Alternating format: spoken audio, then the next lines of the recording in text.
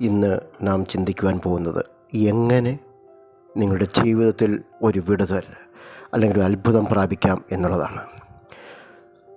ഇന്ന് എന്നെ കേൾക്കുന്ന പ്രിയമുള്ളവരെ, നിങ്ങളൊരു പക്ഷേ ഒരു മാറാ രോഗത്താൽ വലയുന്ന വ്യക്തിയായിരിക്കാം.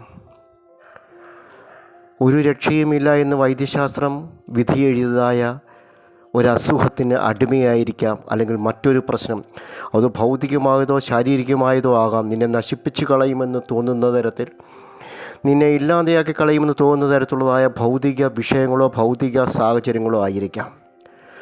നാം ചിന്തിക്കുന്നത് ഇന്ന് പകൽക്കാലം എങ്ങനെ അതിന്മേൽ ഒരു വിടുതലെടുക്കാം, എങ്ങനെ നമ്മുടെ ജീവിതത്തിൽ ഒരു അത്ഭുതം നടക്കാം. അത്ഭുതമെന്ന് നാം ഉദ്ദേശിക്കുമ്പോൾ സാധാരണയായി മനുഷ്യ ജീവിതത്തിൽ സംഭവിക്കാത്ത, മാനുഷിക ദൃഷ്ടിയിലും മാനുഷിക ആലോചനയിലും പ്രകൃതിയിലും സംഭവിക്കാത്ത പ്രകൃത്യാതീതമായൊരു വിഷയത്തെയാണ് അത്ഭുതമെന്ന്, വിടുതൽ എന്നുള്ളത് കൊണ്ട് ഞാനിവിടെ ഉദ്ദേശിക്കുന്നത്. ഒരു വാക്യം വായിപ്പാൻ ആഗ്രഹിക്കുന്നു. 1 രാജാക്കന്മാരുടെ പുസ്തകം 17-ാം അധ്യായം 1-ാം വാക്യം. എന്നാൽ ഗിലെയാദിലെ തിശ്ബയിൽ നിന്നുള്ള തിശ്ബ്യനായ ഏലിയാവ് ആഹാബിനോട്, ഞാൻ സേവിച്ചു നിൽക്കുന്ന ഇസ്രായേലിൻ്റെ ദൈവമായ യഹോവയാണ്, ഞാൻ പറഞ്ഞല്ലാതെ ഈ ആണ്ടുകളിൽ മഞ്ഞും മഴയും ഉണ്ടാകയില്ല എന്ന് പറഞ്ഞു. ശ്രദ്ധിക്കുക, ഏലിയാവിന് ഇതിനു മുമ്പ് ഒരു വെളിപ്പാടുണ്ടായിട്ടില്ല. നാം ഏലിയാവിനെ ആദ്യമായിട്ട് കാണുന്നത് 1 രാജാക്കന്മാർ 17-ാം അധ്യായം 1-ാം വാക്യത്തിലാണ്. അഥവാ ഈ വാക്യത്തിൽ തന്നെയാണ് ഏലിയാവിനെ നാം ആദ്യമായിട്ട് കാണുന്നത്.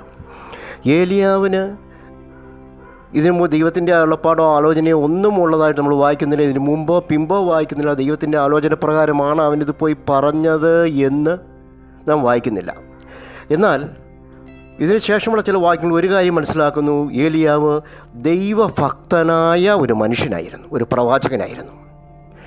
ജനം മുഴുവൻ ദുഷ്ടതയിലേക്ക് അല്ല എങ്കിൽ വിഗ്രഹാരാധനയിലേക്കും ദൈവത്തെ വിട്ടുപിരിഞ്ഞ് മുന്നോട്ട് പോയപ്പോൾ ഏലിയാവ് ഭക്തനായ ഒരു മനുഷ്യനായി ദൈവത്തോടൊപ്പം ചേർന്ന് നിന്നു. അങ്ങനെ ചേർന്ന് നിന്നായ ഏലിയാവ് പെട്ടെന്നൊരു ദിവസം ഉണ്ടായിട്ട് പോയി പറഞ്ഞതല്ല ഈ വചനം എന്ന് ഞാൻ മനസ്സിലാക്കുന്നു. ഏലിയാവ് പറയുവാനൊരു കാര്യമുണ്ട്. അത് 2 ദിനവൃത്താന്തങ്ങളുടെ പുസ്തകം 7-ാം അധ്യായം അതിൻ്റെ 13-14 വാക്യങ്ങളാണ്. മഴ പെയ്യാതിരിക്കേണ്ടതിന് ഞാൻ ആകാശം അടയ്ക്കുകയോ ദേശത്തെ തിന്നുമുടിക്കേണ്ടതിന് വെട്ടുക്കിളിയോട് കൽപ്പിക്കുകയോ എൻ്റെ ജനത്തിനിടയിൽ മഹാമാരി വരുത്തുകയോ ചെയ്താൽ, എൻ്റെ നാമം വിളിക്കപ്പെട്ടിരിക്കുന്ന എൻ്റെ ജനം തങ്ങളെ തന്നെ താഴ്ത്തി പ്രാർത്ഥിച്ച് എൻ്റെ മുഖം അന്വേഷിച്ച് തങ്ങളുടെ ദുർമാർഗ്ഗങ്ങളെ വിട്ടുതിരിയുമെങ്കിൽ ഞാൻ സ്വർഗത്തിൽ നിന്ന് കേട്ട് അവരുടെ പാപം ക്ഷമിച്ച് അവരുടെ ദേശത്തിന് സൗഖ്യം വരുത്തി കൊടുക്കും. ഇത് ശലോമോനോട് ആലയത്തിൻ്റെ പ്രതിഷ്ഠയും ശുശ്രൂഷയും കഴിഞ്ഞപ്പോൾ സർവശക്തനായ ദൈവം നേരിട്ട് പറയുന്ന വാചകമാണ്. ഞാൻ മനസ്സിലാക്കുന്നു, ഏലിയാവ് ഇത് വായിച്ചിട്ട് ഒരു കാര്യം മനസ്സിലാക്കി, ജനം നിർമാർഗത്തിലേക്ക് തിരികുകയാണ് എങ്കിൽ, ദൈവത്തെ വിട്ടുപിരിഞ്ഞ് വിഗ്രഹാരാധനയിലേക്കും അനീതിയിലേക്കും തിരിയുകയാണ് എങ്കിൽ ആ ദേശത്തിന്മേൽ ഒരിക്കലും സൗഖ്യമുണ്ടാകുകയില്ല. പ്രത്യേകിച്ച് ദൈവത്തെ അറിഞ്ഞതായ ജനം അവർ ദുർമാർഗത്തിലേക്ക് തിരിയുമ്പോൾ, വിഗ്രഹാരാധനയിലേക്ക് തിരിയുമ്പോൾ, ദൈവത്തെ വിട്ടുകളയുമ്പോൾ ആ ദേശത്തിന്മേൽ സൗഖ്യമുണ്ടാകില്ല. ആ ദേശത്തിന്മേൽ മഴ പെയ്യാതെ ആകാശം അടച്ചു കളയപ്പെടും. അങ്ങനെയെങ്കിൽ ഇസ്രായേലിൻ്റെ ഇപ്പോഴത്തെ സ്ഥിതിയിൽ അവരുടെ ദുർമാർഗത്തിൻ്റെ ആധിക്യത്തിൽ രാജാവ് പോലും ആഹാബും അവൻ്റെ ഭാര്യയായ, അതിനെക്കാട്ടുപരിയായി അവൻ്റെ ഭാര്യ ഇസബേലും വിഗ്രഹാരാധനയിലേക്കും ജനത്തെ അന്ധകാരത്തിലേക്കും തള്ളി നീക്കിക്കൊണ്ടിരിക്കുമ്പോൾ ഇത് വളരെയേറെ പ്രസക്തമാണ് എന്ന് ഏലിയാവ് തിരിച്ചറിഞ്ഞിട്ട് ഏലിയാവ് ഒരു സ്റ്റെപ്പ് വെക്കുകയാണ്. അവൻ പ്രത്യേക വെളിപ്പാടോ ദർശനമോ ഉണ്ടായില്ല, മറിച്ച് ഒരു വാക്യത്തിൻ്റെ അടിസ്ഥാനത്തിൽ അവൻ സ്റ്റെപ്പ് വെക്കുകയാണ്. ആ സ്റ്റെപ്പ് വെച്ച് ആഹാബിൻ്റെ മുഖത്തേക്ക് നോക്കിയിട്ട് പറഞ്ഞു, ഞാൻ പറഞ്ഞല്ലാതെ ഇനി ഈ നാട്ടിൽ മഞ്ഞും മഴയും ഉണ്ടാകുകയില്ല. ഒരു വാക്യത്തിന് പുറത്ത് അവൻ ഒരുപക്ഷെ പ്രാർത്ഥിച്ചിരിക്കാം, ദൈവത്തോട് പറഞ്ഞിരിക്കാം.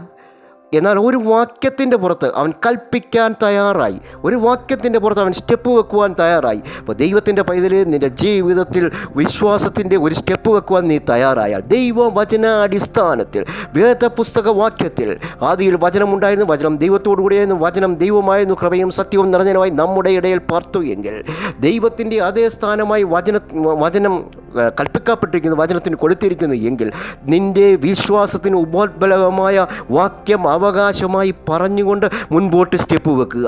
ആ ഒരൊറ്റ സ്റ്റെപ്പിന് പുറത്ത് എൻ്റെ ദൈവത്തിന് പ്രവർത്തിക്കാതിരിക്കുവാൻ കഴിയുകയില്ല. ഏലിയാവിൻ്റെ ഒരൊറ്റ വാക്യത്തിന് മുമ്പിൽ, ഒരൊറ്റ വാചകത്തിന് മുമ്പിൽ ദൈവത്തിന് പ്രവർത്തിക്കാതിരിക്കുവാൻ കഴിഞ്ഞില്ല. അവൻ ആകാശം അടച്ചു കളഞ്ഞു.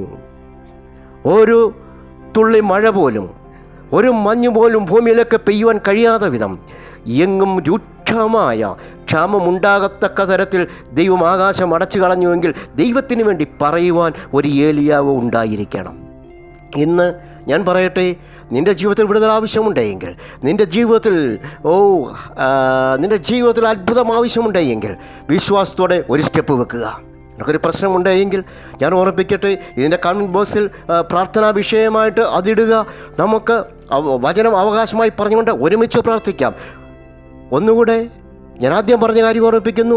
നിനക്കൊരു വിടുതൽ ആവശ്യമുണ്ടെങ്കിൽ, ഒരത്ഭുതം, ഒരു പ്രകൃത്യാതമായ ഒരു അത്ഭുതം ആവശ്യമുണ്ടെങ്കിൽ നീ വിശ്വാസത്താൽ വചനം മുറുകെ പിടിച്ചുകൊണ്ട് ഏലിയാവിനെ പോലെ ഒരു സ്റ്റെപ്പ് വെക്കുക.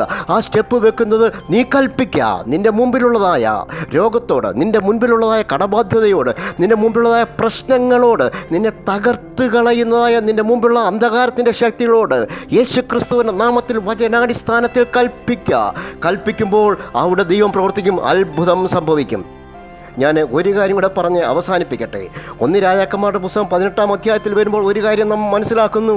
1 വർഷമല്ല, 2 വർഷമല്ല, 3 വർഷം ആകാശം അടച്ചു കളഞ്ഞു. ഈ 3 വർഷവും ആകാശം അടച്ചു കളഞ്ഞപ്പോൾ ഭൂമിയിലേക്ക് മഴയില്ല, മഞ്ഞിൻ്റെ കണികൾ പോലും ഇല്ല. ജനം പട്ടിണിയിലേക്ക്, ജനം ദുരിതത്തിലേക്ക്, ജനം ദാരിദ്ര്യത്തിലേക്ക് നീങ്ങുന്നു. ഏലിയാവിൻ്റെ അവസ്ഥ അതിനകം നാം കണ്ടു കഴിഞ്ഞതാണ്. അവൻ്റെ തോട് പറ്റിപ്പോയി. അവസാനം ഒരു വിധവയുടെ വീട്ടിൽ ചെല്ലേണ്ട വന്നു. അവിടെ ദൈവത്തിൻ്റെ കരം പ്രവർത്തിച്ചതുകൊണ്ട് അവർ സമർത്ഥമായി കഴിയാനുള്ളതായ സാഹചര്യമുണ്ടായി. ഈ 1 വർഷമായി, 2 വർഷമായി, 3 വർഷമായി ആകാശം തുറക്കുവാൻ ദൈവം ആഗ്രഹിക്കുന്നു, മഴ പെയ്യിക്കുവാൻ ദൈവം ആഗ്രഹിക്കുന്നു. എന്നാൽ ദൈവത്തിന് പ്രവൃത്തി ചെയ്യണമെങ്കിൽ ഭൂമിയിൽ ഇത് കൽപ്പിച്ച ഒരു മനുഷ്യനുണ്ട്, അത് ഏലിയാവ്. ആ ഏലിയാവ് തിരുത്തി പറഞ്ഞാൽ മാത്രമേ മഴ പെയ്യാൻ, അതേ ഏലിയാവ് കൽപ്പിച്ചാൽ മാത്രമേ മഴ പെയ്യുവാൻ സാധിക്കുകയുള്ളൂ. ഞാൻ ചിന്തിക്കുന്നത് ദൈവം അസ്വസ്ഥനായി മഴ പെയ്യിക്കണം. കാരണം ദൈവത്തിൻ്റെ അതിൻ്റെ സൃഷ്ടിയെ ഓർത്ത് എപ്പോഴും സഹതാപമുള്ളതായ ഒരു ദൈവമാണ്.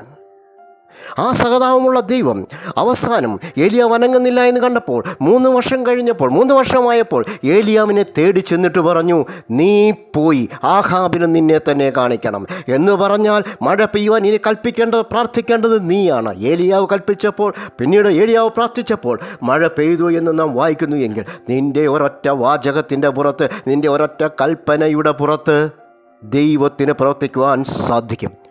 ഞാൻ അതിൻ്റെ കൂടെ ഒന്നുകൂടെ ഓർപ്പിക്കട്ടെ, നെഗറ്റീവായി പറയരുത്.